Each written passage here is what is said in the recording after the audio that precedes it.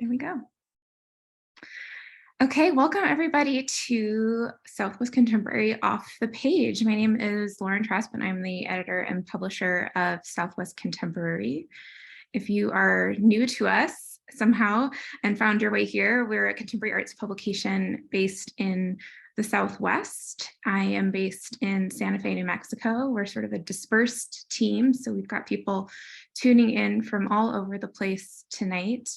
And this is somewhat of a new format for us. We haven't done an online virtual launch of a print issue before. And it just happens to be that this issue is themed around place, which our arts editor, Natalie, is going to tell you all about the theme. But it kind of made us laugh that we're gathering to talk about place on the internet. So we're all floating heads, but this wouldn't have been possible if we didn't have the capabilities of Zoom. So it's pretty special to see all of these people together, people who've worked on this issue with us over the last few months. I would like to share a quick land acknowledgement, since we are based in a lot of different places. Our land acknowledgement is short, and I will point you to a few resources to learn more. So going to that, let's see.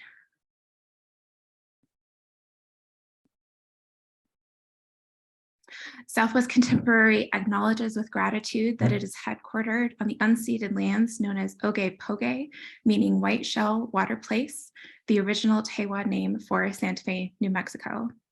We recognize that our work takes place across the Southwest on traditional territories that span these lands. You can learn more about native lands by visiting resources such as native-land.ca and usdac.us/native-land, and I'll pop those in the chat for you. And it's important to us that through our arts journalism, we are centering underheard voices and lifting up Indigenous perspectives. And through that work, we are seeking to address the injustices of settler colonialism. We understand that our acknowledgement doesn't take place of authentic relationships with Native communities. It is the first step in honoring the land and the people, and that this kind of acknowledgement is always a work in progress. But it's good to not only make that acknowledgement, but also talking about place, reflect on where we are and the lands that we occupy. So with that, I'm going to turn it over to Natalie, our arts editor and the editor of Volume 6, Rooted Poetics of Place. Hi, everybody, and thank you, everyone, for joining us in this online place from so many of the corners of the Southwest and beyond. So one of the things that we strive to do at Southwest Contemporary is to make connections in arts and culture throughout the Southwest region. The Southwest is not monolithic. It's complex, it's complicated, historically, environmentally, culturally, linguistically. But there are these connections that we can find and we can share. And one of the things that I believe connects many artists and creatives across the Southwest is a strong tie to the land. And that was definitely something we wanted to explore in Rooted Poetics of Place. So I will give you a little bit of a program overview right now. We'll begin our program tonight in the Chihuahuan Desert with a reading by Ciudad Juárez-based poet Lorena Sosa. And through our program, we will then gradually move roughly west. This is where I am. You can see on the screen, this is the Llano Estacado, the high plains of West Texas. So the next speaker we'll jump over to North Texas, where Dallas-based artist Trey Burns will speak from the Texas Blackland Prairie ecoregion and how that's affected his reading of the urban place that has replaced it. Then we'll move over to New Mexico, where Colin Edgington, a native New Mexican now living on the East Coast, will speak about how that landscape, the landscape of New Mexico, manifests internally in the works of artists. Then we are so pleased to have Santa Fe-based architect Joseph Kunkel here with us. Joseph is a part of Mass Design Group, which was featured in an article in the issue written by our news editor, Steve Jansen. Then we will go northwest into the Great Basin, or the Colorado Plateau, Great Basin, Colorado Plateau area, I guess, where Salt Lake City-based art critic and attorney Scotti Hill will talk about the role of public art in shaping narratives about history and belonging. And then finally, we end in the Mojave Desert, where Tyler Stallings will read his writing, The Yucca People, a collaborative project with photographer Naida, Osline. I now turn to Lorena Sosa. She is currently a fellow at La Semilla Food Center as part of the organization's inaugural Chihuahuan Desert Cultural Fellowship. So in the magazine, Lorena was interviewed by Michelle Carreon, who is the food justice storyteller at La Semilla. And Michelle had shared some of Lorena's poetry with me, which was translated from the Spanish by Andrea Cifuentes, an El Paso-born and San Francisco-based editor, writer, and translator, who's hopefully going to join in the audience tonight. But, so tonight, right now, Lorena will read two of her poems with the English translation on the accompanying slides. So go ahead, Lorena. Okay, thank you for this opportunity. Let's go.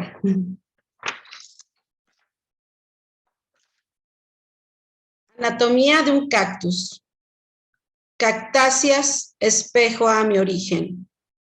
Cactáceas en silencio que dialogan, resisten y se adaptan.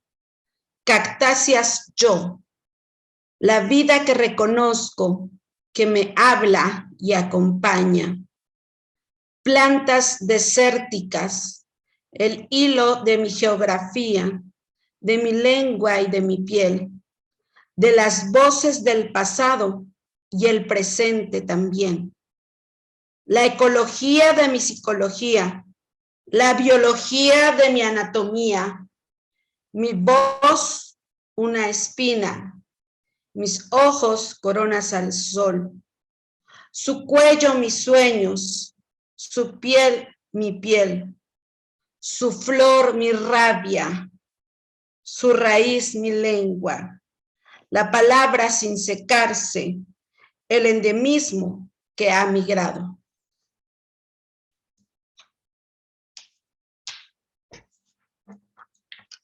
Y bueno, ahora voy a compartir mi segundo poema, Origen 4.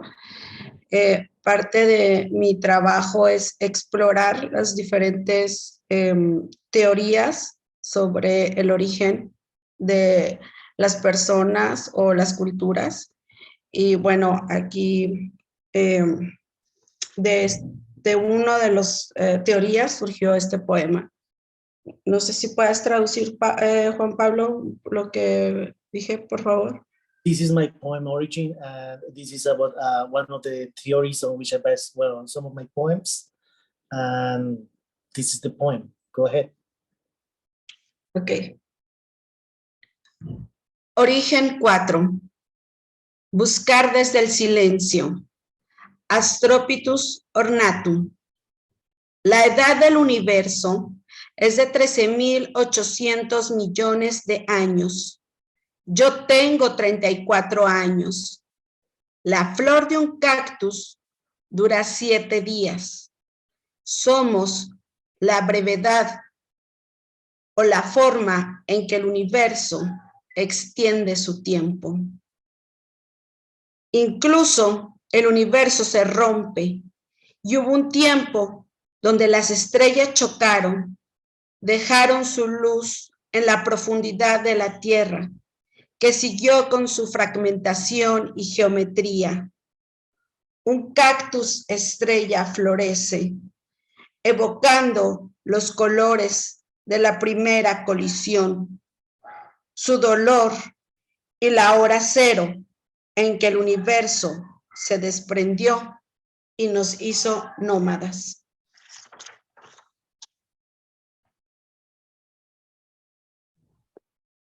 Thank you, Lorena. Thank you. Muchas gracias por la poesía.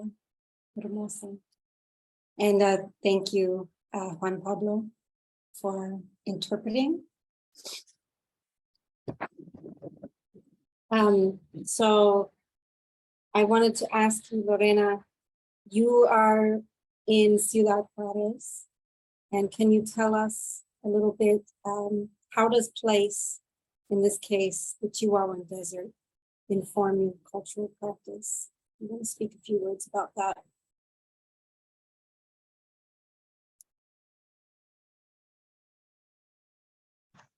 Juan Pablo. Sí, Lorena, te están haciendo la pregunta de que cómo viviendo en Ciudad Juárez el lugar afectó tu poesía. Ok, bueno, mi práctica cultural se desarrolla con el desierto, con la frontera por un proceso de migración y todo este encuentro de culturas que existen en la región. Al principio el paisaje estaba detonando memoria, recuerdos propios.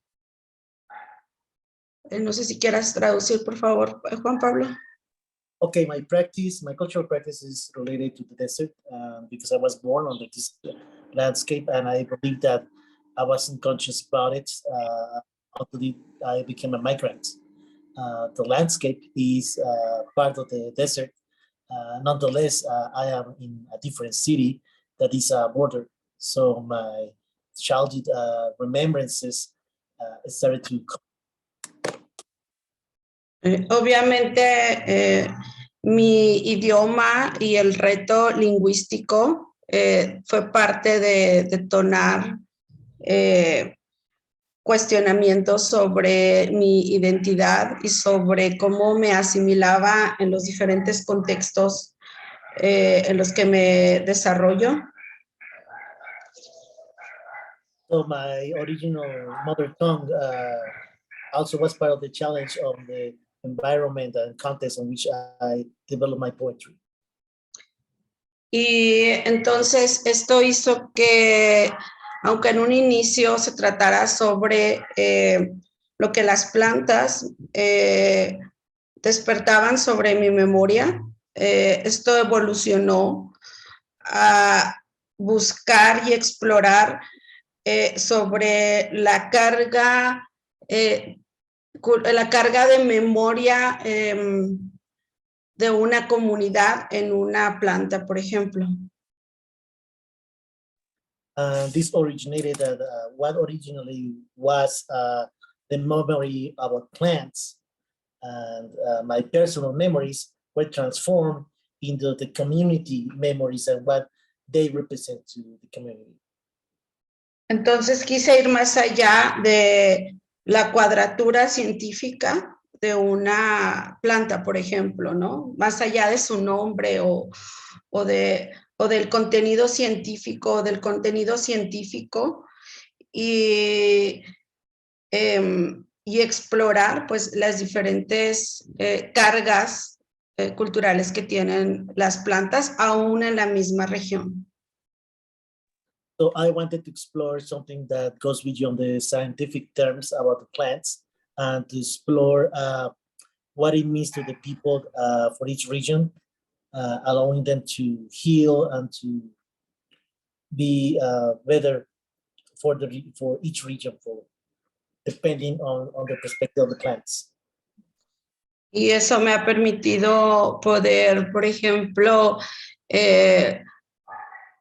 abrirme y también conocer a más culturas nativas de la región, sobre todo, por ejemplo, los rarámuris, conocer sobre su conexión de la tierra, sobre la medicina tradicional.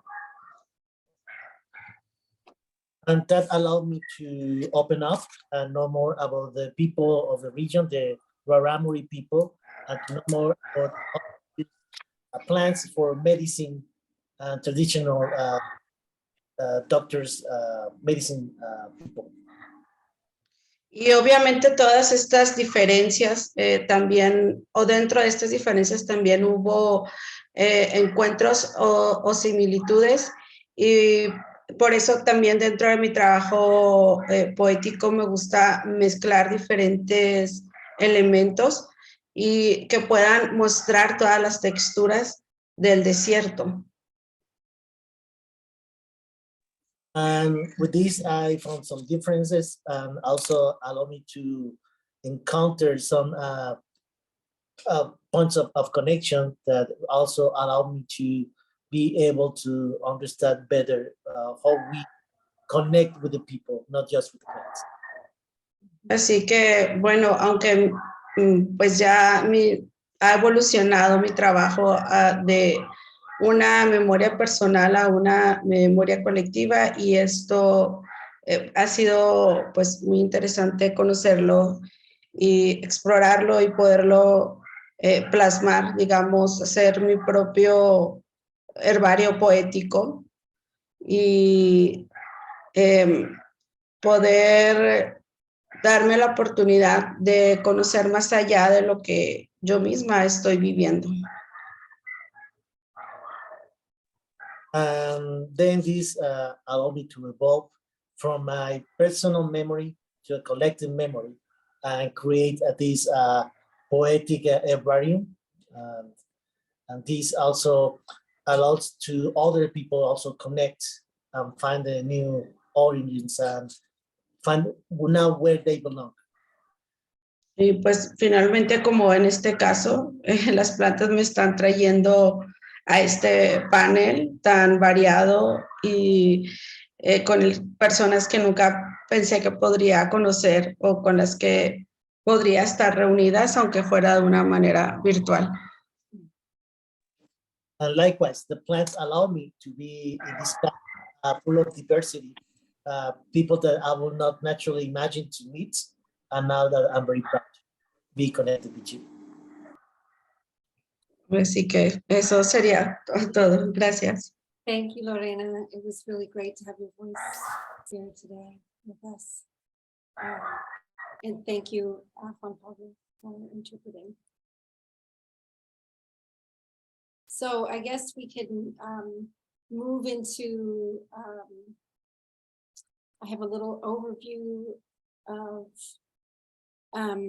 the issue where I will present a little bit of what else is in the magazine. We have a lot of speakers here tonight, and so I'll let them speak about their respective projects and features, but I will go over some of the artists that we have featured in the magazine and some of the overarching themes that emerged about how we think about and engage with the idea of place. So I kind of started this with this quote from Lucille Lepard as a way to think about our relationship to place and belonging. Place is the geographical component of the psychological need to belong somewhere, one antidote to a prevailing alienation. So the author Dee Ward, who lives in Albuquerque, took this quote and ran with it, but in a kind of unexpected way. Instead of focusing so much on place and belonging, they focused on this idea of alienation. So to talk about elsewhere rather than right here, connecting the isolation we felt in the pandemic with a desire to be elsewhere or nowhere or out of outer space. But this essay is paradoxically very connected to place in a particular way. So we just took a road trip out to Roswell, New Mexico. And this is a photo by our news editor, Steve. I hope he doesn't mind that I'm using it. So Roswell is, of course, famous for UFO sightings and aliens. And I think it's kind of funny that when we think about elsewhere here, our minds just go straight to outer space sometimes. It's but just over the mountains And across White Sands, there's another odd part of New Mexico. This is Spaceport America. This is where Virgin Galactica launches its commercial space flights. And this is what Edward describes as an extreme expression of the desire to be elsewhere, kind of what they term a necropolitical escapism that's only available to the billionaire class. Edward goes on to argue that the drive to self-isolate can be a spark for new ideas to emerge and new ways of relating to one another. They write, just because I want to leave, that doesn't mean I don't also want to return, hopefully with spectacular, incomprehensible alien ideas and ways of living.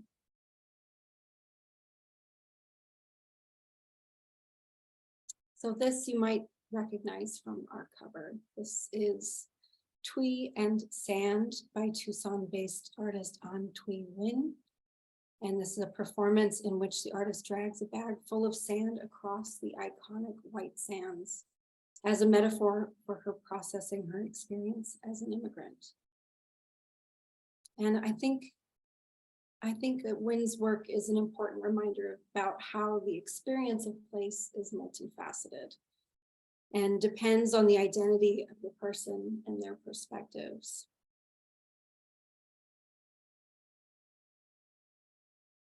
So this is John Wayne as Dunson in Howard Hawks' Red River. So for every Dunson played by John Wayne, there are countless unnamed vaqueros with their own stories.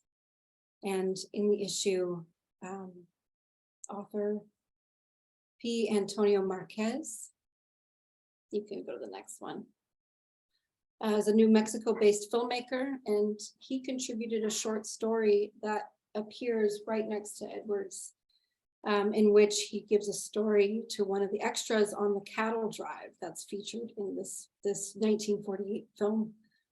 And in the state of New Mexico, which has a prominent film industry and has its own issues with representation, Marquez asks whose stories are told. And I think that was such an interesting story, interesting short essay. Something to think about. So Anna Hull's feature that's in the magazine called Of Mushroom Clouds and Yellow Dirt tells another familiar story from this place. And when we were discussing which articles we would commission for the magazine, having something about the Southwest's relationship to the nuclear industry was something that was somewhat of a priority for us. So when Anna came with this story, we were really excited to see what she produced with this. And so that last slide was Jack Malott, who was an artist in Nevada. And he joined the anti-nuclear movement in the 1980s. And Anna talked to many artists who have been affected by the history of nuclear testing and uranium mining and downwinders, uranium miners, and those whose lands have been contaminated and desecrated. This is a work by Eric J. Garcia, who you might remember as one of the 12 New Mexico artists to know now that we featured earlier this year with Southwest Contemporary. And I think that this image really kind of speaks for itself.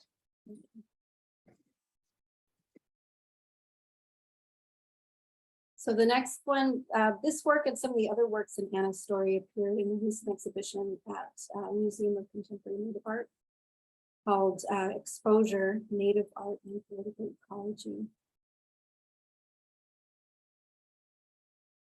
And this one is by Chip Thomas, AKA Jetson Aroni. And this is a site-specific work on the Navajo Nation that references the long history of uranium in the region. And that's where 90% of the nuclear arsenal during the Cold War came from. And has the resulting contamination has affected the land and water and livestock. So the article really highlights a continuing problem tied to place, land, and water that artists have been working toward raising awareness of. We can say that the atomic age has come and gone, but these issues are still present, still threatening the land, and especially threatening indigenous populations. It's a really important topic and an often hidden aspect of the Southwest.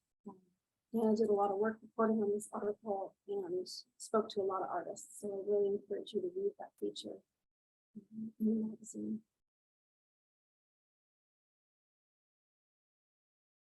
So this painting on the top is by another one of the featured artists, Gilmore Scott, who is based in Montezuma Creek, Utah, also in the Navajo Nation. And when I spoke to Gil, he told me that the different figures in this painting represent the different indigenous people that are from the region there. So you can see the bear's ears beads in the background. And you see the different moccasins, Zuni and Hopi moccasins all in white, and one with the black sole, the Navajo moccasin, the red, and also the Southern Ute people represented here with the buckskin and beadwork. So we paired this painting with another one of the essays that ran in the front of the magazine by Brianna Olson, who writes about the panel, the petroglyph that's on the bottom there, which is called Procession Panel, which was carved over 1,000 years ago by ancestral Puebloans. And she uses that as a starting point to think about migration and indigeneity. And we can only guess what procession panel really means because its meaning has been lost through time. But also, or Brianna suggests that this art like this is still actively generating meaning. And it's not just a window into the past.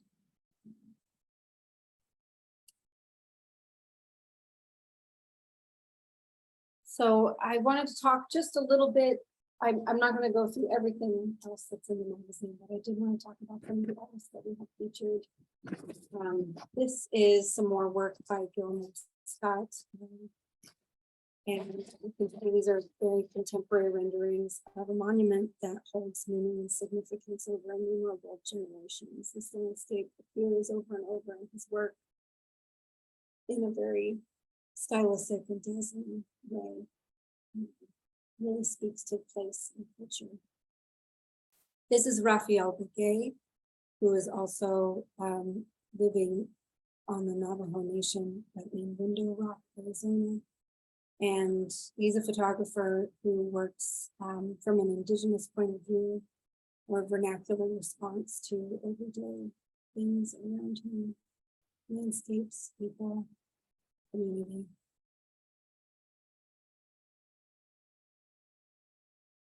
Jorge Rojas is another one of the artists featured. He's based in Utah, and this performance took place in the landscape in Utah, where he takes the form of a Mesoamerican Chacmol sculpture as a way to, as he says, consider indigenous peoples' migration across the Americas. And this is another performance by Rojas at the Utah Museum of Contemporary Art. The performance is entitled Tether and is, as he says, a symbolic journey representing trauma and undocumented immigrants' experience. So this next work is by Marie Alarcon, who lives in Albuquerque, New Mexico. And these are stills from a video that uses the sublime environment of New Mexico with a view toward the always already apocalyptic.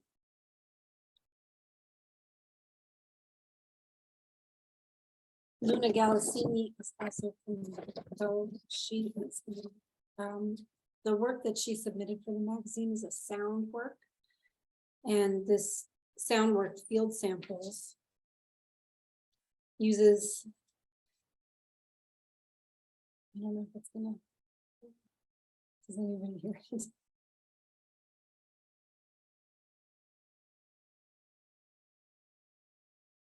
So Galassini, unfortunately, I don't think the sound is coming through on it. We ran it earlier and it worked, but Galassini uses abandoned and reclaimed mines in New Mexico as sites of sounding and reimagining. She uses sound samples, field recordings, and in a way, this is her way of trying to reverse the extractive history of these places. And letting these sites sound off. And I'm sad that we can't hear it. I'm sorry, I don't know what happened. We can share the link to the video. Yeah, there's a Vimeo link that maybe you could send in the chat if anybody is interested in hearing some of those Sure. sounds. And this is Alex Branch, and she's based in Denver, and another artist who works with place and sound. This work is a piano boat that was designed to traverse the Rio Grande. It's a functioning water vessel and a musical instrument. And I wish I had a video of that too to share, but I'm not sure if that's available. Beth Krensky is another one of the artists featured. She's also based in Salt Lake City. And she also performs out in the landscape. And the absolutely amazing landscape that is out there. Nick Larson is an artist based in Santa Fe, but grew up in northern Nevada. And this work, which is made with found and printed textiles and other objects, this work comes from a pilgrimage gone awry when he was looking for a place in the remote high desert wilderness near Death Valley called Queer Mountain. Never made it to Queer Mountain, but that whole experience he realized was like a fantasy tethered to the landscape. Kuzana Og is based in Los Alamos, New Mexico. And these oil paintings are kind of unique in this run of artists because I believe that they, their color and their feeling actually evokes the artist's childhood home in Mumbai, rather than necessarily the Southwest, but maybe some of the Southwest gets in there too. Hill Snyder is an artist based in Magdalena, New Mexico. But was born in Lubbock and lived in San Antonio for a long time. And these works called Altered States were works made on the road in places called like Bonanza, Eden, Truth or Consequences, and Bummerville, California. This one is from Nothing, Arizona. And I think these works really speak to the idea of poetics of place in their spare, minimal style. And Anna Evans, based in Helper, Utah. Her weavings are place-based, from the designs inspired by the landscape to the locally sourced wool and dyes made from foraged materials or plants grown in her garden. And I will end with a few words about Erin Elder's piece. She's a writer and artist based in Albuquerque, and she couldn't be with us this evening because she was traveling in Greece, I think.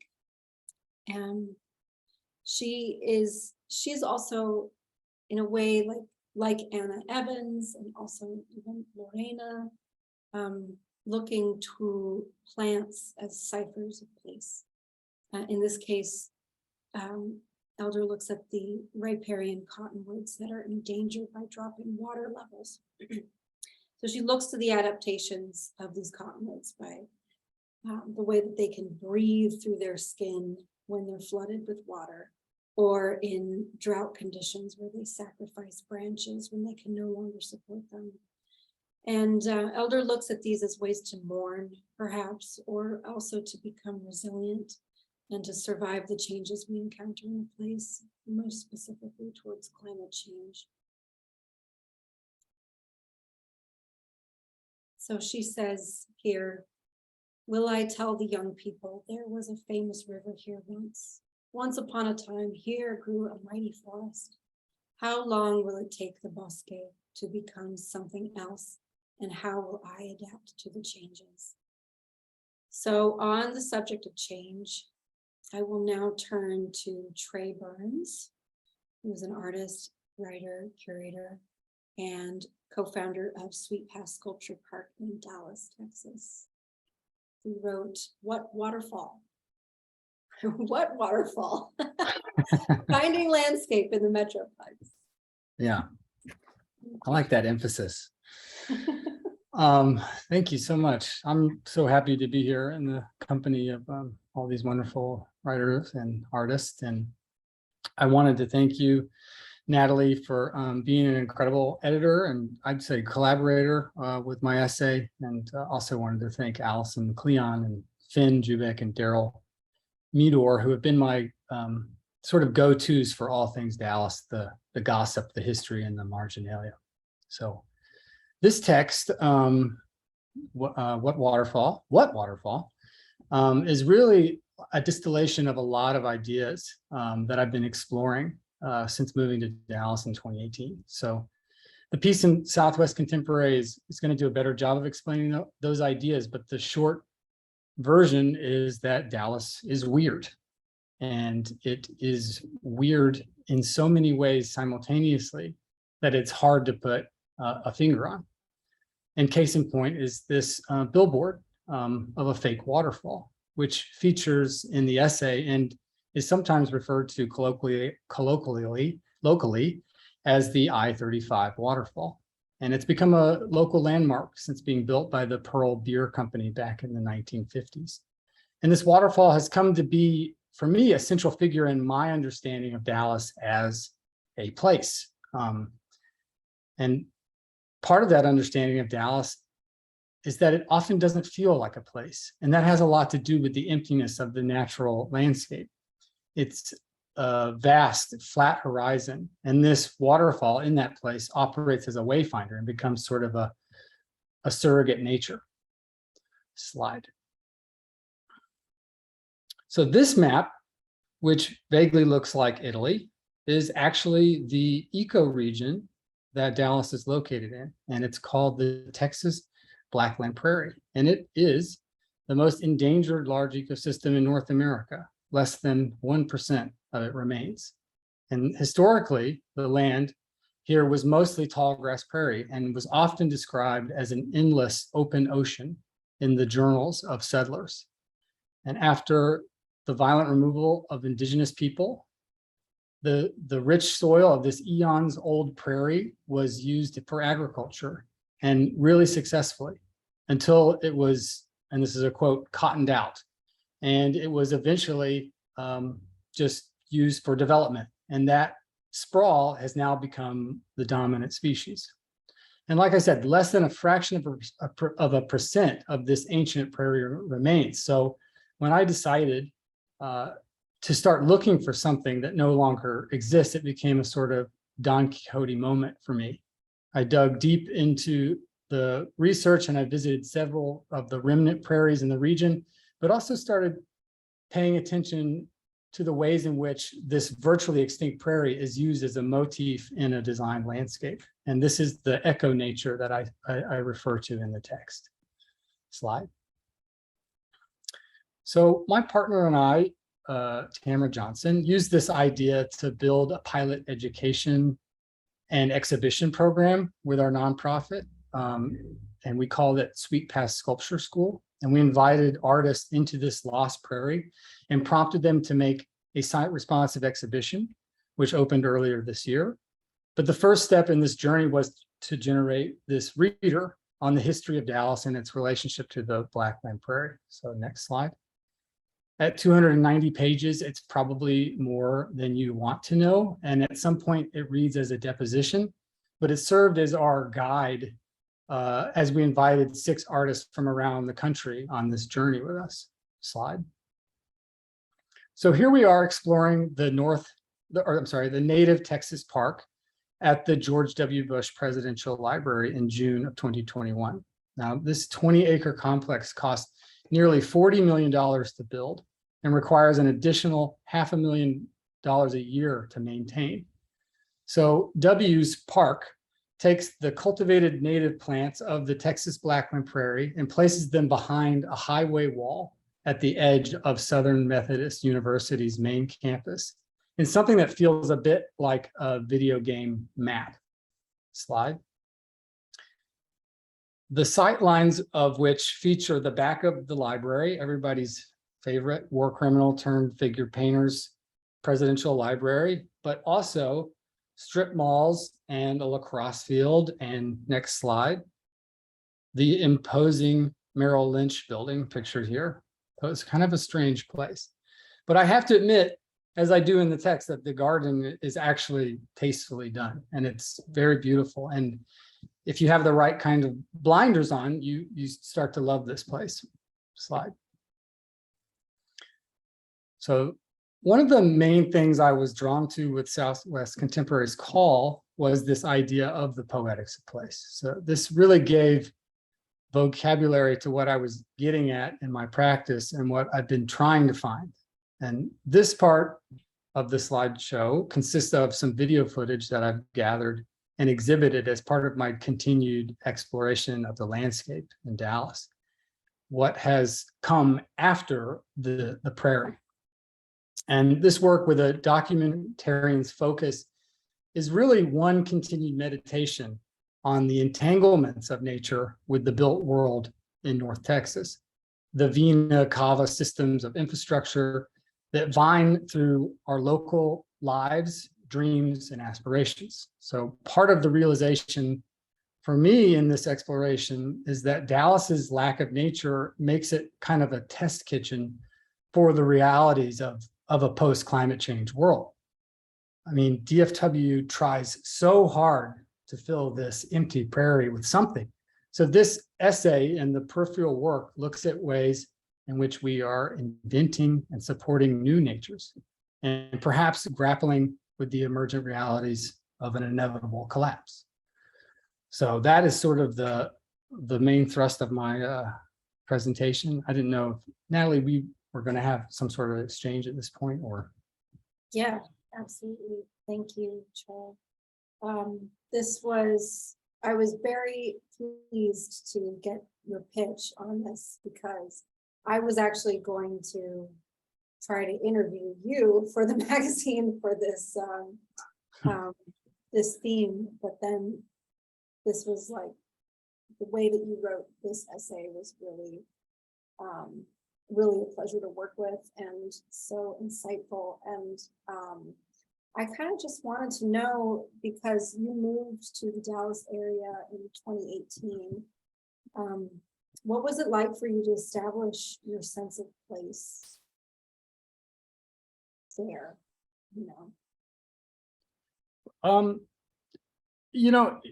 Like I grew up in the suburbs of Atlanta, which was, I mean, in a lot of ways has some similarities to Dallas. There was something that was like familiar, but like with a different accent, like a different kind of like twang and like mythology to it.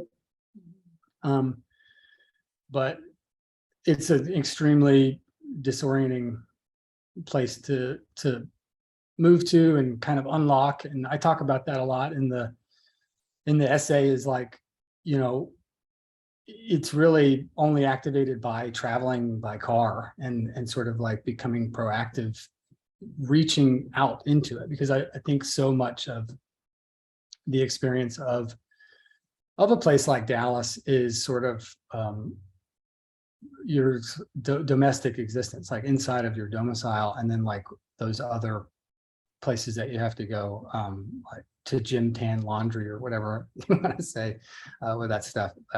Yeah, so I don't know. It became sort of a challenge too to be proactive in discovering it, and that's like only time I actually began to feel oriented was in that In that exploration. Yeah. Mm-hmm. Yeah. Well, thank you so much, Trey. I encourage everybody to read that feature. It was entertaining and thought-provoking. Thank you so much for joining us today, Trey. Thank you. Thanks for having me. So next we will turn to artist and writer Colin Edgington, who is zooming in from Florida.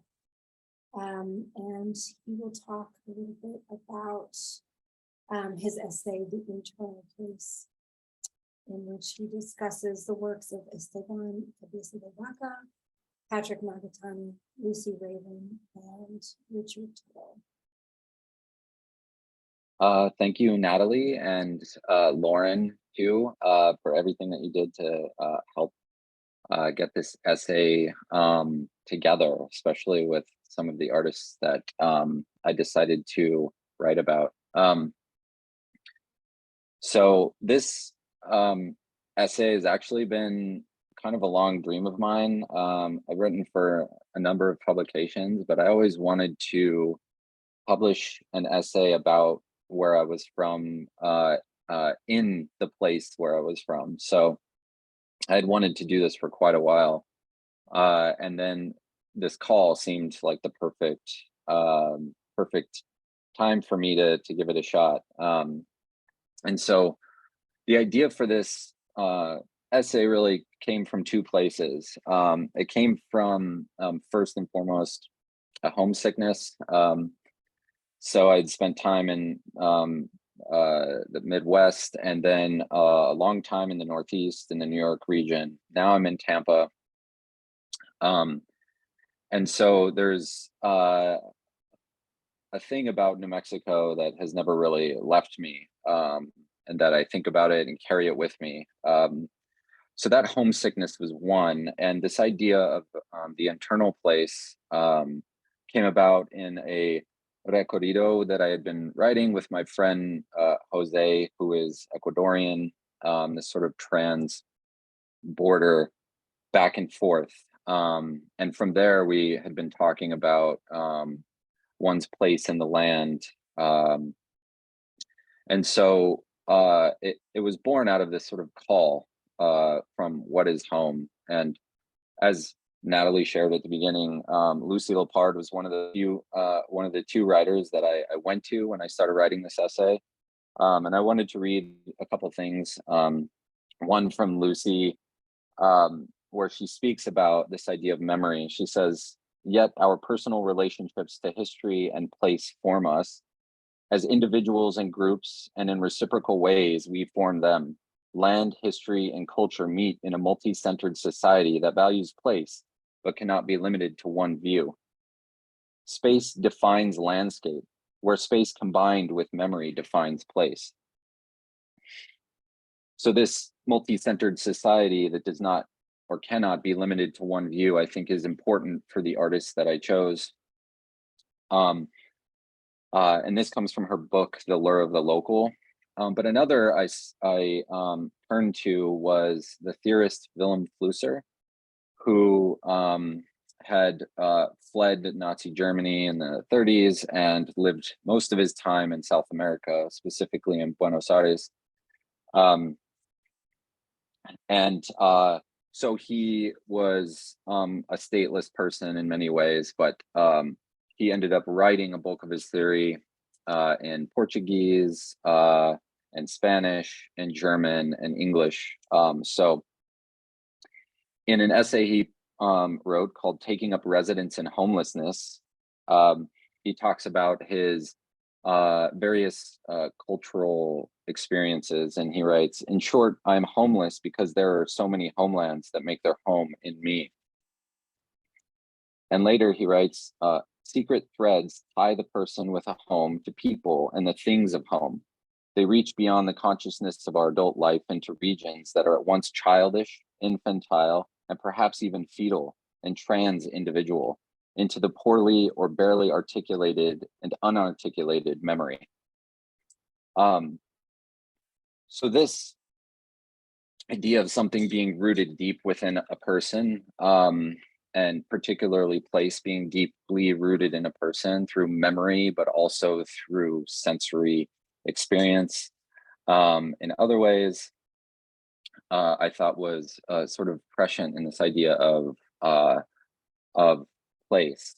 So the artists that that I sort of had woven together come from various places. Here is Esteban Cabeza de Vaca.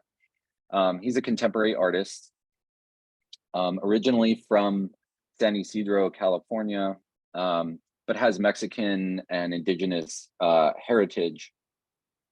And in fact, as a tie to Tampa, his history can be connected to a colonialist, actually, from the Coronado expedition, Alvar Núñez Cabeza de Vaca, who actually landed near Tampa. So it's a strange coincidence. Landed near Tampa and then across the Gulf of Mexico, traveling through Texas, Mexico, and into what is now New Mexico. He traveled with an enslaved West African named Esteban de Dorantes, who Esteban is named after. And this was the first non-native person to actually reach and view the southern part of the Colorado Plateau. So this history, Esteban's Chicano history and his indigenous history collide with his contemporary identity as a young American. And that comes through, and in the essay, I speak mainly about how these things come through place and specifically layering. So he, in these paintings, goes out to these sites and makes plein air paintings and then brings them back to the studio, tapes over them, repaints them, rips the tape off, and begins to complete some layered sort of compositions that show us the New Mexican landscape. This one I specifically talk about in the piece about Mora and how they banned fracking and being one of the first nationwide to actually ban it. Which stripped, in that case, stripped corporations from their legal personhood of corporations. So what's interesting about him is that he is attempting to view the landscape through history as well as through the present. So this is sort of a multi-temporal process. From there, next slide, I write about Richard Tuttle, who is a pretty well-known post-minimalist artist who lived, may still live there, but traveled frequently between New Mexico and New York. So his piece, again, a lot more subtle than Esteban's, speaks to what I think each and every one of these artists has, which is this sense of trace and subtlety.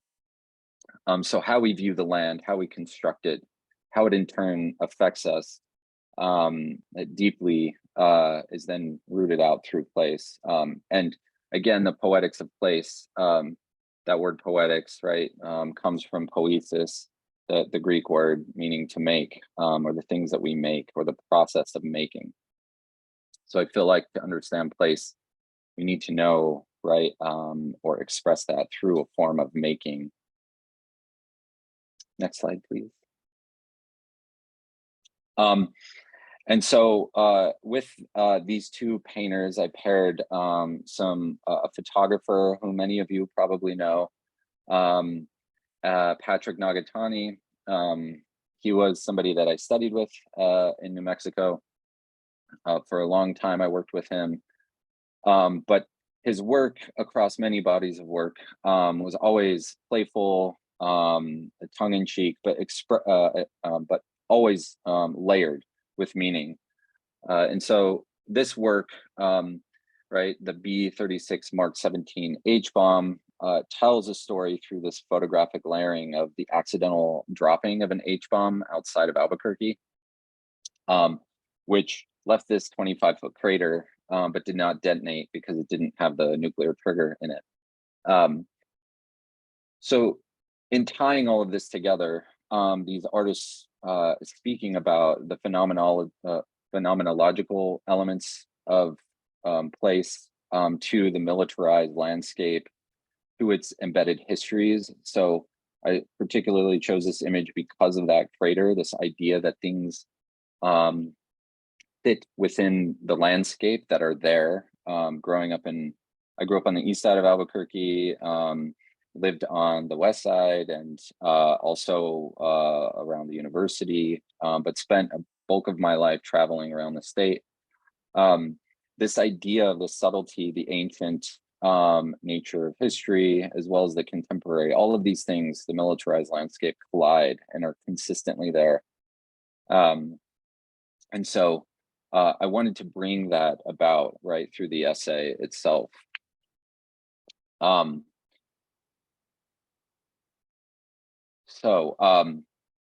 I see the next slide too? The other person that I speak about is Lucy Raven, and I see her in direct dialogue with Patrick. Patrick came to New Mexico as a Nisei, right, a second generation Japanese American, drawn by the nuclear landscape. So his parents were interned in concentration camps and met in Chicago, where he was born. And of course, he went to school in LA and then began teaching at UNM in the 80s. And he came there, right, to explore this sense of identity as a Japanese American, where the atomic bomb had detonated.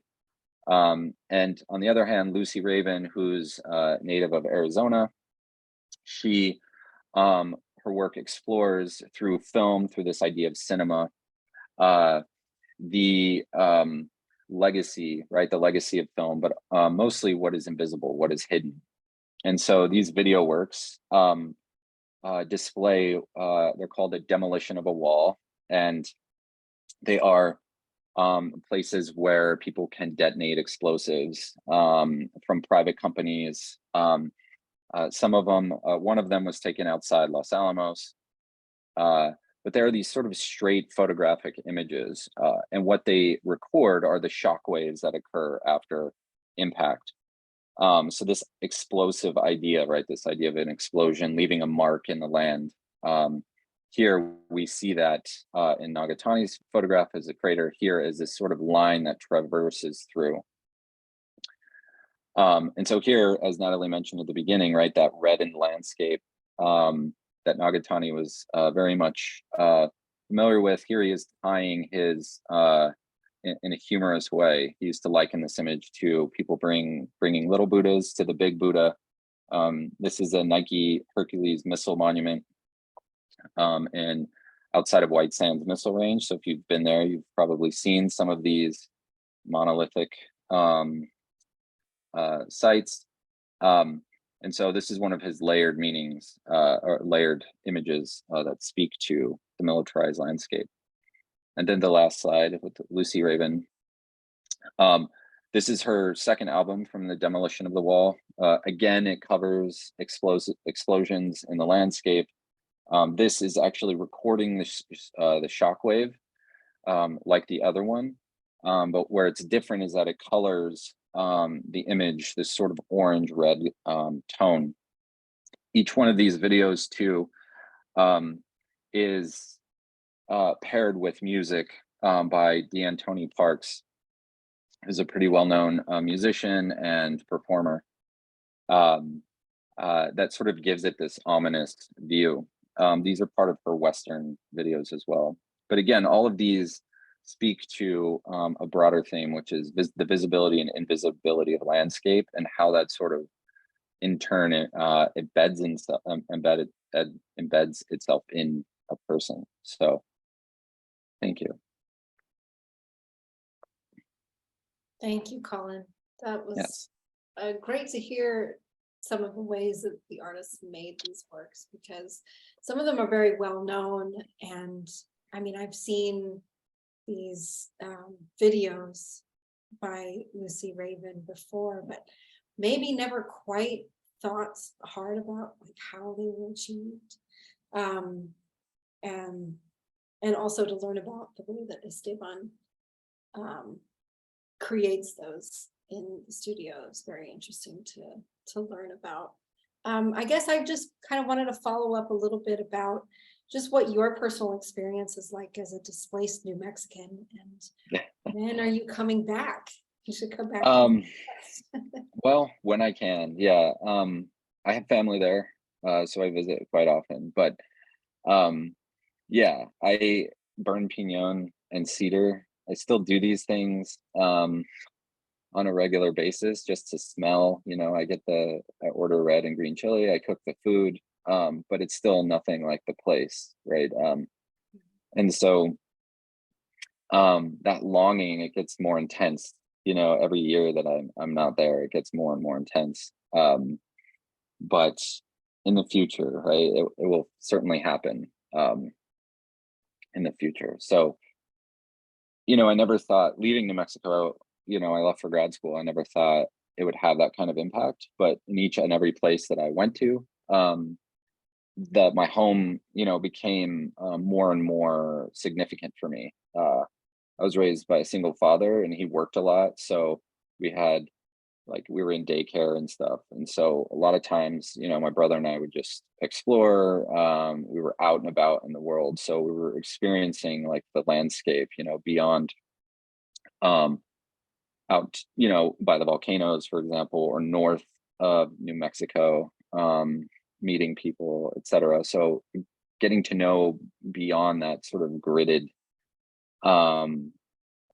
city that is Albuquerque was quite the thing. And one thing that Esteban and I talked about frequently, he used to make trips from Southern California to New Mexico, and we were constantly going back and forth between Albuquerque, Taos, and Denver, Colorado, is that opening up of things. So I quoted him in the piece as saying that sprawling space, that open space. And when I think it's one thing that New Mexico teaches, or any place that's similar to that.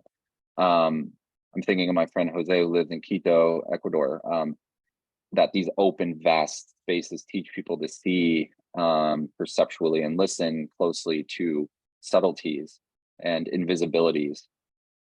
So it's those things that I think have really stuck with me, whereas in other places, it doesn't seem to be the case. Well, thank you so much, Colin, for joining us. Thank you. We'll turn next to Santa Fe with Joseph Kunkel, who is community designer, educator, and the director of the Sustainable Native Communities Design Lab and the principal at the Mass Design Group in Santa Fe. Hello, Joseph. Thank you for joining us. Good evening. First, yes, thank you, Natalie. Thank you, Lauren, and thank you to Stephen for kind of highlighting Mass's work here in Oge-Poge, the Tewa name for White Shell Water Place. Going to share my screen and just kind of introduce myself.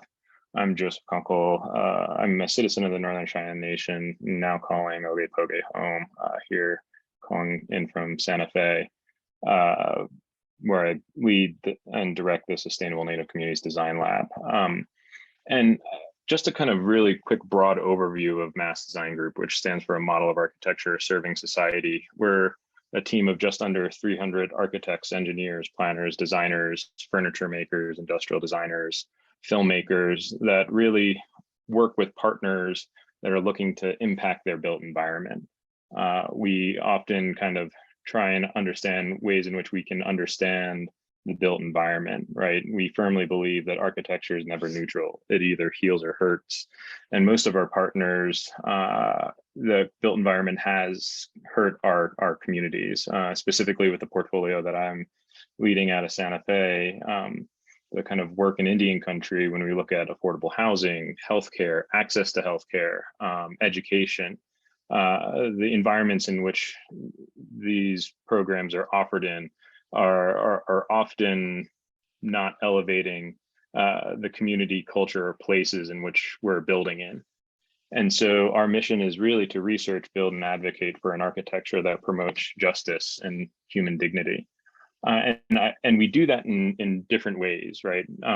And often when you think about architecture, when you think about architects, they're often building buildings, right? And what we tend to do is work a little bit more upstream and trying to understand what are the critical needs of the partners that we're working with. How are we establishing that vision and creating that vision to create systemic and long-term change within the communities, within the places that we're designing, and inevitably impacting from a place standpoint or a built environment standpoint. I wanted to talk a little bit about this connection to kind of process and place. And as I said, this idea of working upstream, thinking about how we're engaging and understanding the voices in which we're designing with. And the kind of example that I'm going to talk about is kind of the Lipan Apache Cemetery, which is located in West Texas, just an hour south of Marfa on the U.S. Mexico border. And the way that we engage with these projects often is kind of establishing a mission. We believe every project has a mission that runs parallel to our project's partner's mission. And this helps us to kind of identify and maintain a vision as the project becomes more complex, as we kind of get to the nuance of what that building method, what the building methods allow for us to do. And we do this through something that we've adopted and adapted called the impact design methodology, which allows us to kind of create a common language between our partners and the work that we do, right? Oftentimes, when we think about architecture, it tends to be a little bit obscure or inaccessible. And so when we're working with our partners, how do we create that common language? And we do that by establishing a mission, not necessarily what we're going to do, but trying to kind of think about ways in which, what are we doing from the end goal standpoint? And then how do we get there, the method? And these are the kind of, this tends to be the architecture or the kind of built elements of what we're doing. And then thinking about the impacts. And oftentimes when we're working with partners that are looking for funding or looking for capital campaigns to build a building, build a monument, build a memorial, we often have to kind of understand how can we know if this project has been successful. And then lastly, looking at the systemic change or the systems change that we're trying to understand. How is the project going to have impact outside of itself? And looking critically at how that happens. And so for the Lipan Apache, working at ways in which establishing their impact design methodology is really, as we kind of set forth this project, is to kind of instill acknowledgement and respect for the indigenous presence within the Chihuahuan Desert. Right. And how do we do that? Focusing on sacredness, thinking about gathering. And then lastly, as many probably kind of have heard, this notion of land back. How is this land going back to the indigenous peoples that have historically called this place home, right, for millennia? And then inevitably the impacts. If we're successful, and we will know when we're successful, is understanding that the number of stewards that are kind of growing and calling this place home once again, the number of Lipans that return to the site, the dollars raised to kind of think about the cemetery and the protecting of this place. And then the systems change as we think about it is really trying to kind of understand this cemetery becoming a model for advocacy as the tribe seeks recognition and land back. And then as we kind of pose or think of a provocation, within the design lab that we're leading, is how can the concept design be developed further to elevate and respect Native culture, history, and agency?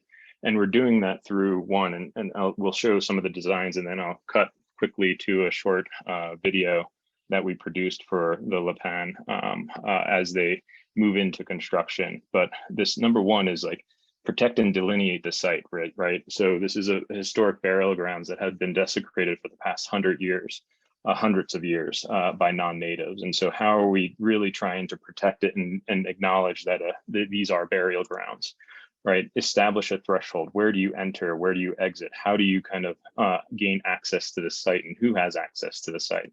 Allow proximity, right? Getting kind of proximate to the burial grounds to kind of understand how we can kind of acknowledge that these are sacred spaces. And then really changing the narrative, right? In many ways, while this is in the kind of the sector of Presidio, Texas, where the Lipan have kind of called home, it isn't kind of seen like that today. But how do we kind of change that narrative, reflect and encourage and think about this place as historically Lipan? And then remain hopeful, right? Demarcate and invite individuals to return and think about this as ways in which we're bringing back this place. And these are just this is just a kind of a rendering of the burial sites with the Mexican side in the distance. And I'm going to kind of cut really quickly to the video that I want to share with you all that kind of showcases the work as as we're going from concept to built product.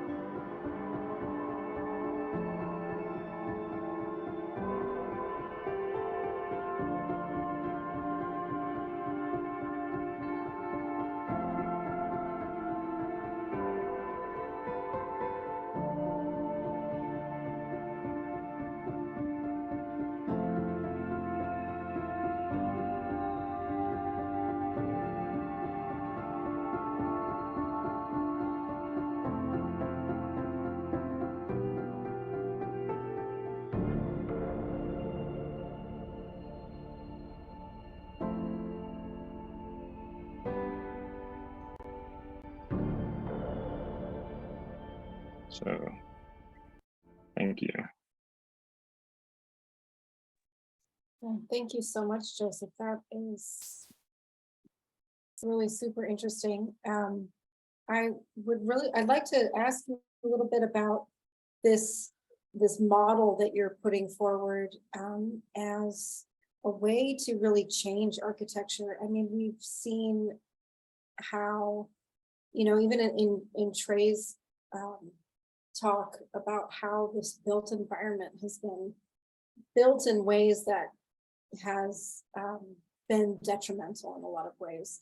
So, I mean, how do you go about changing that practice? Yeah, I mean, first, I think it starts with acknowledgement. I mean, while we have land acknowledgements, while we're kind of acknowledging the places and where we find ourselves today, it's also acknowledging practice. And when we think about architectural practice and where it's based, it is very much based in a Western Beaux-Arts ideology. I acknowledge that my education is based in Western Beaux-Arts ideology. I'm trained in that way, but yet I do have this kind of indigenous heritage, kind of lineage. And so how do we kind of bring those together and acknowledge that we can kind of work in this one space that is both native and non-native, and in many ways we're trying to model a practice that is lifting up both indigenous voices and non-native voices to work in Indian country or work with our indigenous populations here in what is now considered the U.S. and Canada, and now as we move further and further south into Mexico. And so how are we kind of lifting up the atrocities that our built environment has done to those that haven't historically been able to access architecture and access design? That has been kind of first and foremost what we are trying to do, is work with partners that can access our services. And that's why we're set up as a nonprofit to raise philanthropy and offer our services in ways that folks that haven't been able to access design services. Well, thank you so much, Joseph, for being here and also for the work that you do. That is really important. Thank you. Thank you. Next, we will go up to Salt Lake City, where art critic and lawyer Scotti Hill is with us to talk about public art in Salt Lake. Hello, everyone. Thank you so much for having me. I'm really honored to be here with such incredible writers who are sharing very meaningful projects with everyone this evening. And also a shout out to the Southwest Contemporary team. You all are wonderful to work with. So thank you for the support and for putting on this event. So my goal here is to give a brief overview of my feature, which is entitled, "This is the Place, Utah's Public Art as Religious Myth-Making and Resistance." And when I first heard the open call for this issue, it was sort of an immediate connection with the famous phrase from the second prophet of the Church of Jesus Christ of Latter-day Saints, also LDS, also known as Mormonism.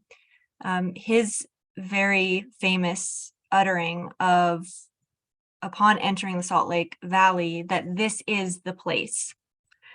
So as a native Utahn, I was very drawn to the topic of Utah's public art and monuments for a whole host of academic and intellectual and personal reasons. For one, this issue has come up and been hotly debated in the past few years in light of the historic civil rights protests that erupted in early summer of 2020 after the murder of George Floyd. In such discussions, the role of public art really became front and center, namely how public monuments can shape our individual and collective perceptions of history on a more collective level and individual identity on a personal level. And really the unique ways in which victors, champions can create the opportunities to mold public and civic spaces in their image, which often ignores everyone outside of the dominant class. So I also want to thank Natalie for calling me out on the length of this article initially, as well as how many footnotes I had in there. She told me that was cheating. It absolutely was. The more I got into this, the more excitable I became. And I think that if this isn't a book, this could certainly be a history or an art history thesis that if somebody hasn't done, I might beat them to it at some point. So as a state, Utah has always carved out its own slice of the Western ethos. While countless John Wayne Westerns have been filmed in the state of Utah, it's not quite known for the cowboys and Indian trope that comprise other popular and quite often harmful notions that are replete to other Western states.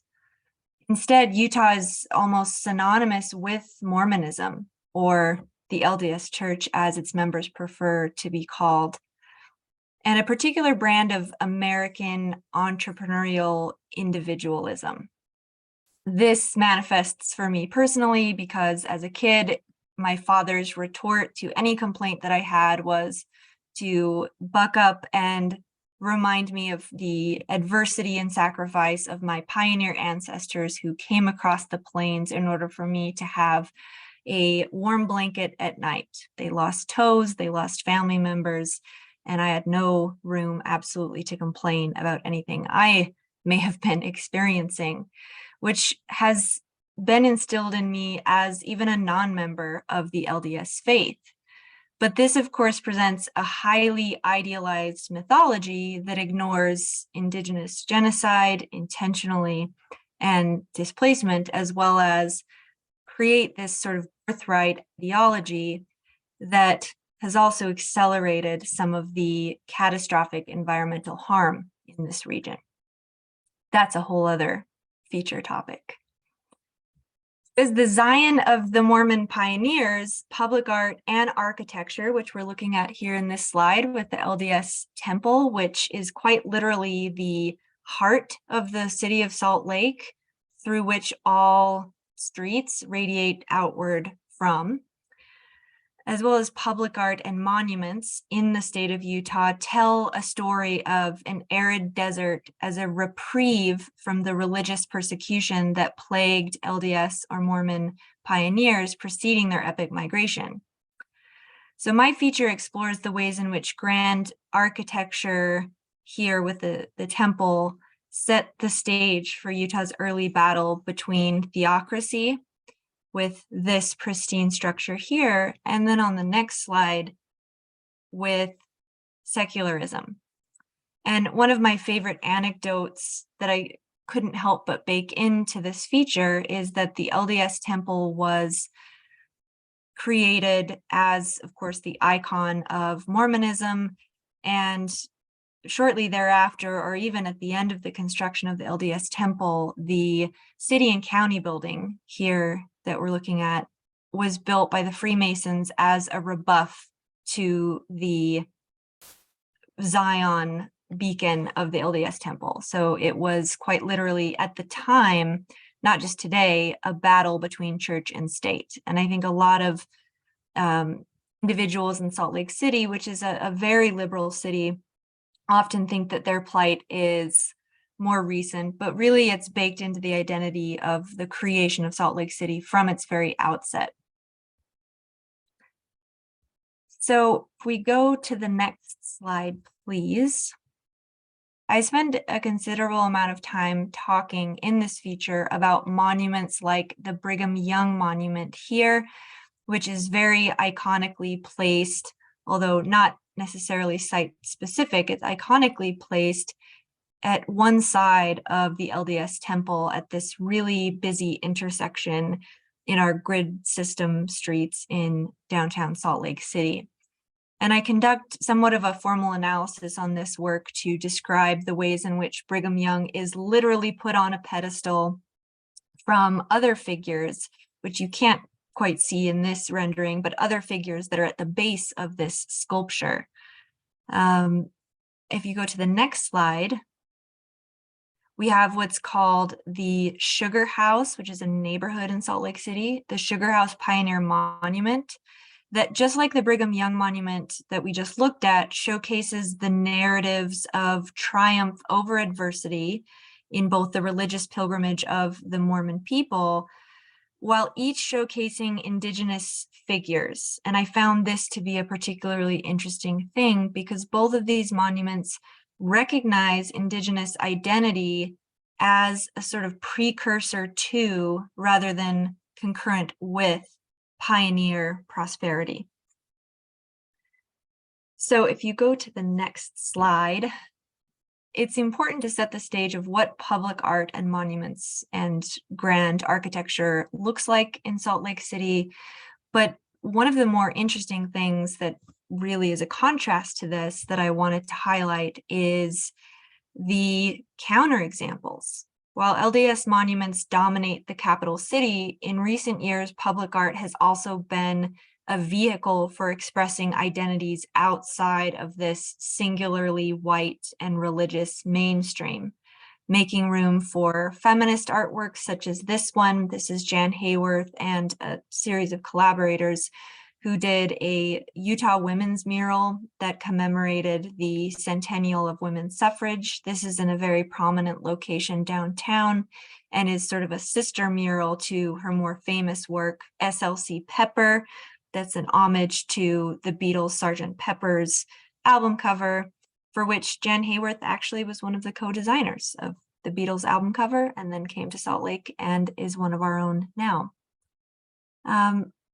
In addition to bolstering feminist voices of women artists, individuals in the LGBTQ population, as well as people of color, have used public art to showcase their presence in a state that has long been associated with extreme conservatism and whiteness. This is among the most polarizing public artworks in the past year, I should say. This is The Whale, also called Out of the Blue, which is the real title of it. But Salt Lake City residents have very strong reactions to this bold and colorful public artwork that is a whale jutting out from this roundabout in this extremely eclectic and culturally diverse neighborhood of 9th and 9th. The other example, if we switch to the next slide, that was actually my first news article for Southwest Contemporary, is a series of portraits of individuals killed by police. And this is located in the Fleet Block neighborhood of Salt Lake City, west of the highly desirable downtown. And this is an abandoned building that was sort of repurposed by activists after the murder of George Floyd and slowly added to over the ensuing months. And it has become a site of activism and collective remembrance. Regularly, flowers and actually donations for the homeless are left here, which leaves its fate and some urban planning kind of in a state of disarray for community members who are very eager to hold on to this as a site of public remembrance. So while overwhelmingly murals, these works point to a reclamation of Utah in a sense, as a state changing in demographics and priority. And while Utah did not really receive the public backlash and call for the removal of prominent monuments that occurred in other areas throughout the country in 2020, its growth may in fact spur a reckoning with this narrative. Thank you. Thank you so much, Scotti. Yeah, I think that this is a really important conversation to have, particularly in the sense of criticism, because this,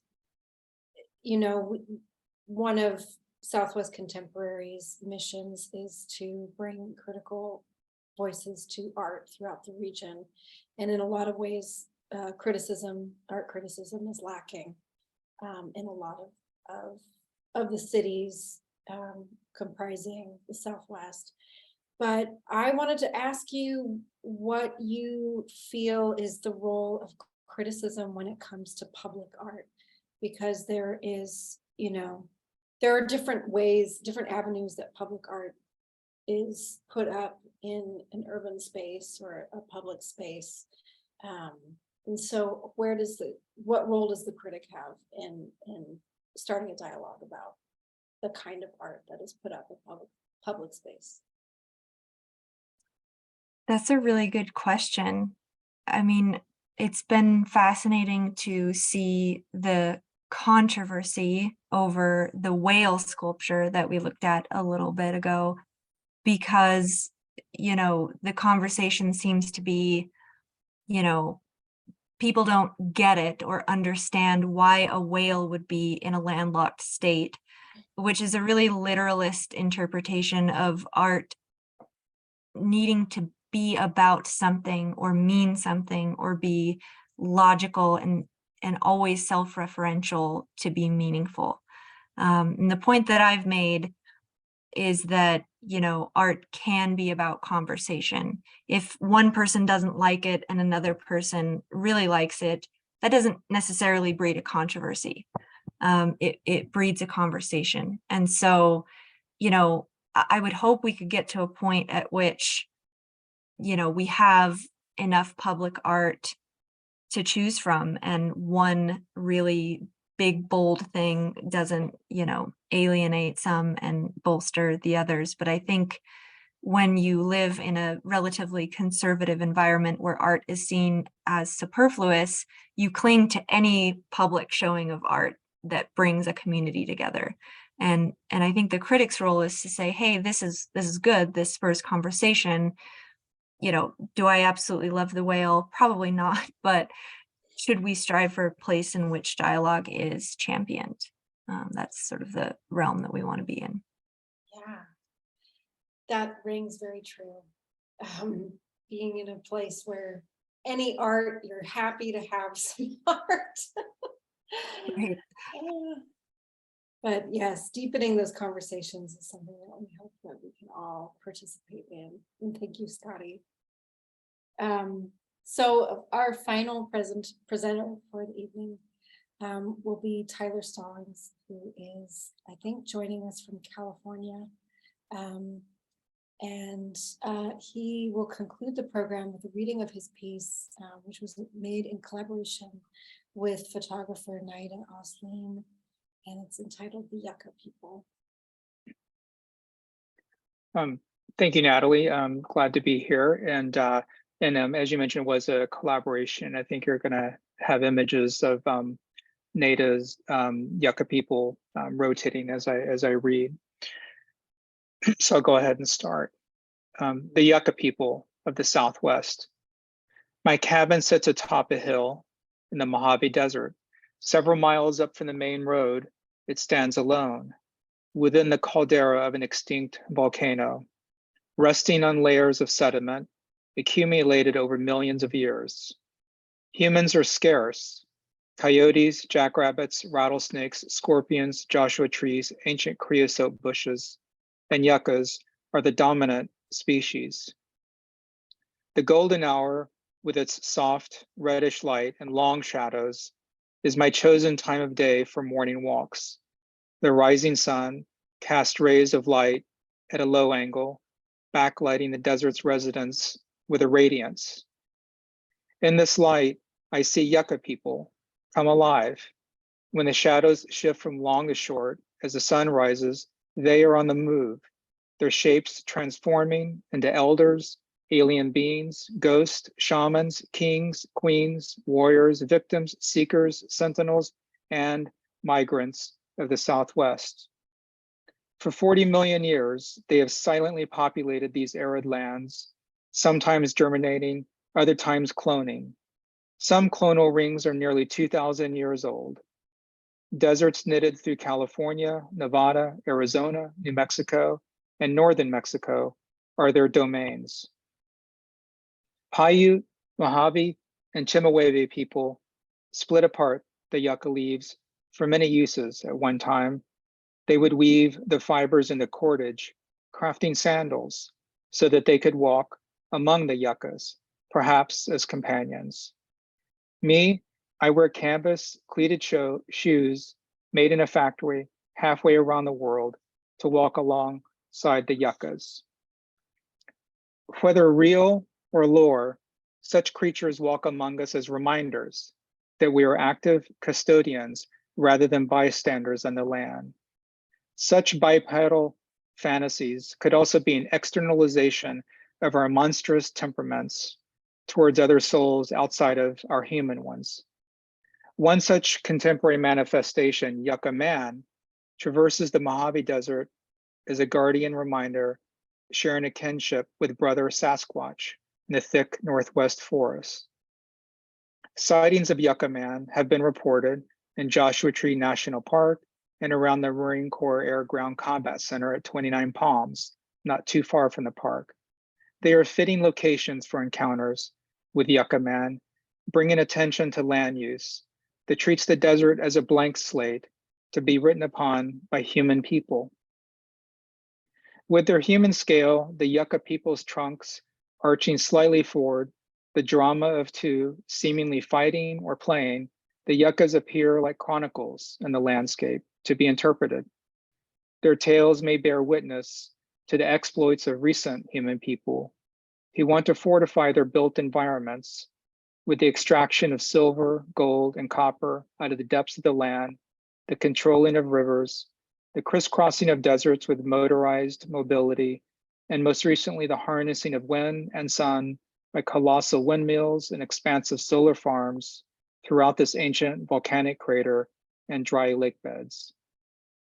At night, I can see the glow of Las Vegas on the other side of the mountains, It's like a visual approximation of remnant radiation from nearby Yucca Flat, an area blasted by nuclear explosions hundreds of times, now one of the most irradiated zones on Earth.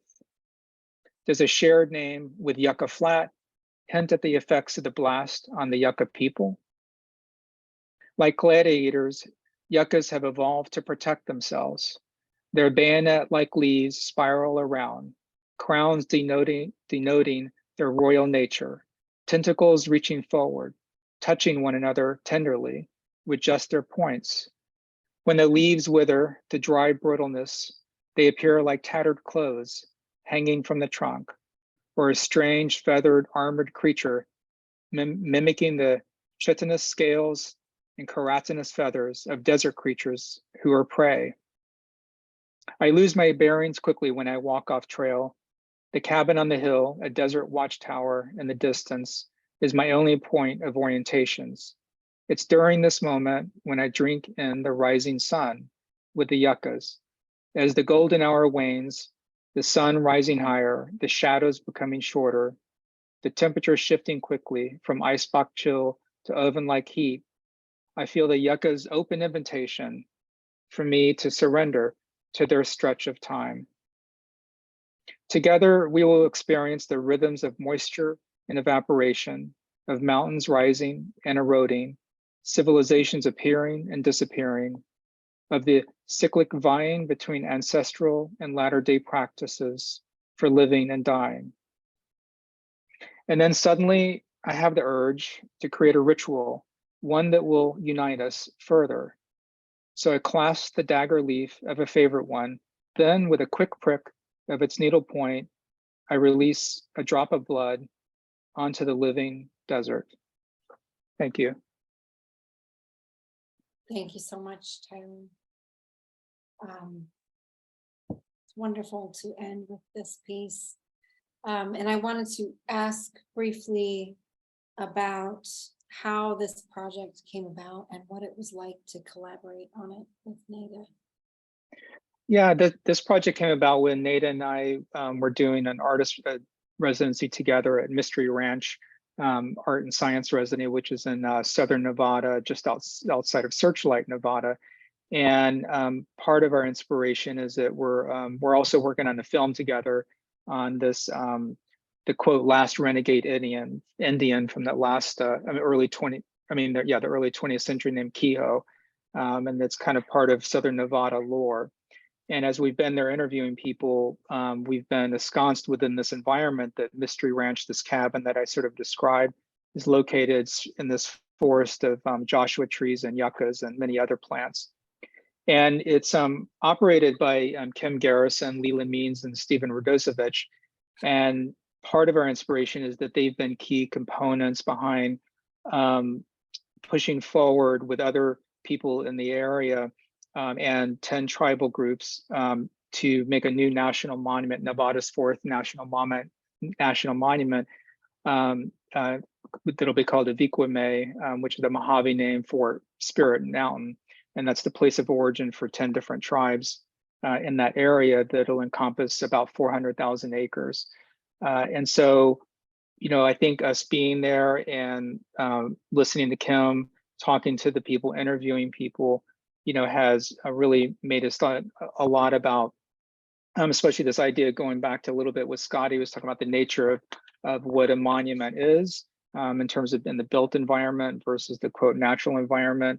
And also thinking something that Colin and Joseph talked about a little bit is how I think Colin's phrase, how landscape embeds itself within us, you know, and I think that's something that we recognized a lot by being in that landscape and wanted to capture. And then lastly, with the photo text collaboration, I think it's this idea of creating a liminal space, a third space, you know, as one either reads or listens to the text and looks at it in relationship to the images too. Thank you. Really beautiful images as well, and has definitely changed my perception of yucca plants when I encounter it. And I always see a human form of it now. I will, I guess, turn it back over to Lauren But thank you, everybody, for your presentations. This is really enjoyable. Thank you. Yeah, thank you so much, everyone. We are past time because there's just so much good stuff to talk about. But, and I also apologize, I had the chat settings set up incorrectly, of course.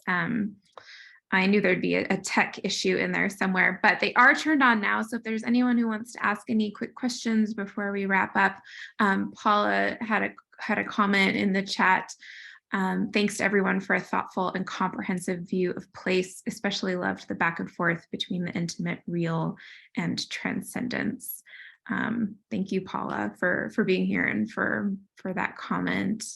I just thank everyone so much for all the work they put into the pieces and for being here tonight.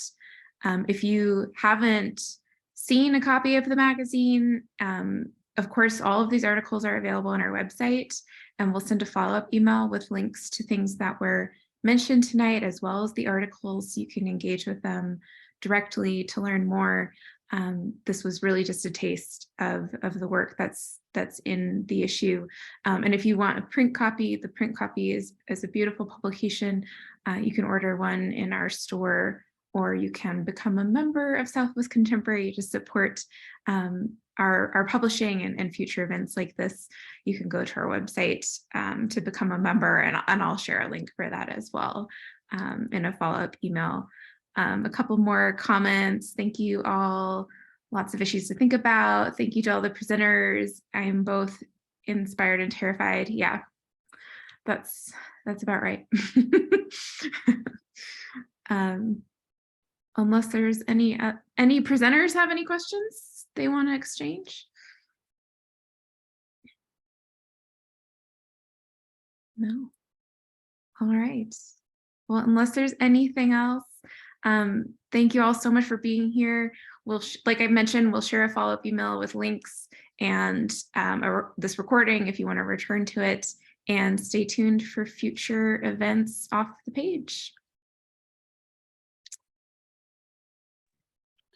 Thank you all so much. Have a good evening. Thank you. Thank you. Bye. Thank you.